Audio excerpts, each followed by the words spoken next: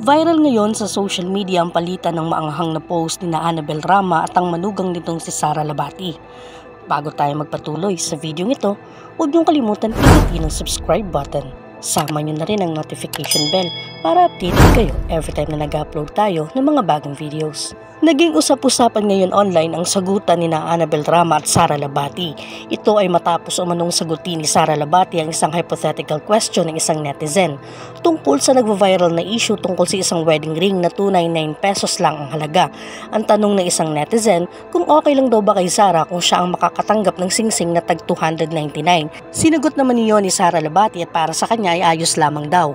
Ayon pa nga sa kanyang naturang post ay pinatamaan niya pa ang kanyang biyanan na si Annabel Rama. Anya, I'm totally fine with an engagement ring that's worth 299 pesos.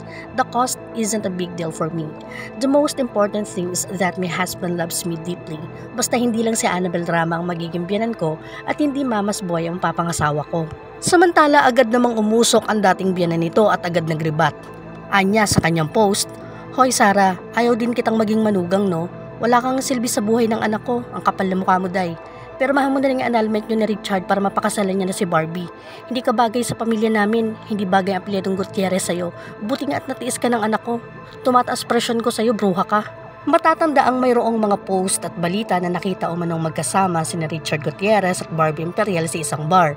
Ayon pa nga sa aming source, ay todo umano ang pagbabantay ni Richard kay Barbie na kahit umano nagsi-CR ang aktres ay binabantayan pa ni Richard. Say naman ng ilang netizens ay good luck na lamang daw kay Barbie kung sakali sa magiging biyanan nito.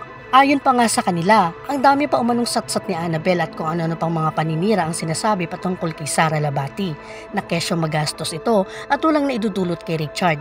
Samantalang ang totoo ay baka pinagtatakpan lamang nito ng anak na siyang gumagawa ng kalokohan at pilit na justify sa pamamagitan ng pagbato ng mga paninira kay Sara. Ikaw, ano ang masasabi mo patungkol sa isyong ito?